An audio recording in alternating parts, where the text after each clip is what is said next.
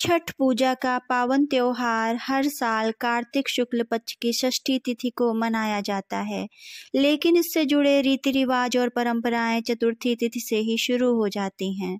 यह 4 दिवसीय पर्व मुख्य रूप से बिहार और उत्तर प्रदेश के लोगों द्वारा मनाया जाता है, किंतु वर्तमान में यह एक विश्वव्यापी त्योहार बन गया है। इस दौरान सूर्य को अर्घ्य देने की परंपरा है। कहते हैं जो भक्त सच्चे मन से छठ पूजा करता है उसके सारे दुख दूर हो जाते हैं। आइए सुनते हैं छठ पूजा की व्रत कथा।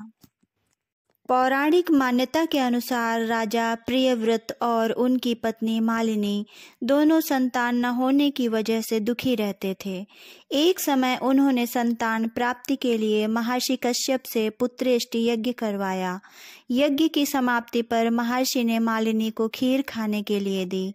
खीर का सेवन करने से मालिनी गर्भवती हो गईं और ठीक 9 महीने बाद उन्हें एक पुत्र की प्राप्ति हुई।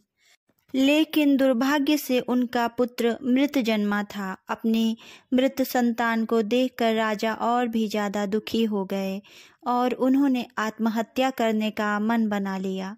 परंतु जैसे ही राजा ने अपने प्राण त्यागने की कोशिश की, उनके सामने भगवान की मानस पुत्री देवसेना प्रकट हो गईं। माता देवसेना ने राजा को अपना परिचय बताते हुए कहा कि मैं षष्ठी देवी हूँ और मैं लोगों को संतान होने का सौभाग्य प्रदान करती हूँ। इसके अलावा जो सच्चे मन से मेरी पूजा करते हैं, मैं उनकी समस्त मनोकामना भी पूर्ण करती हूँ। राजन, यदि तुम मेरी विधि विधान से पूजा करोगे तो मैं तुम्हें पुत्र रत्न अवश्य प्रदान करूंगी। देवी के कहे अनुसार राजा प्रियव्रत ने कार्तिक शुक्ल की षष्ठी को देवी षष्ठी की पूरे विधि विधान से पूजा की। इस पूजा के फलस्वरूप रानी मालिनी फिर से गर्भवती हुई और उन्होंने एक सुंदर पुत्र को जन्म दिया।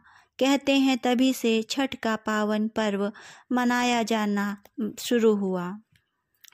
छठ पर्व से जुड़ी एक और पौराणिक कथा है, जिसके अनुसार महाभारत काल के समय जब पांडव अपना सब कुछ जुए में हार गए थे, तब द्रौपदी ने छठ व्रत रखा था, जिसके प्रभाव से पांडवों को उनका राजपाट वापस मिल गया था। कहते हैं छठ का व्रत करने से सुख समृद्धि और खुशहाली बनी रहती है। वहीं एक अन्य पौराणिक कथा के अनुसार महाभारत काल में सूर्य पुत्र कर्ण ने ही सबसे पहले सूर्य देव की पूजा प्रारंभ की थी। वे घंटों पानी में खड़े होकर सूर्य को अर्घ्य देते थे। सूर्य देव की कृपा से कर्ण एक महान योद्धा बने। आज भी छठ में सूर्य को अर्घ्य देने की परंपरा चली आ रही है।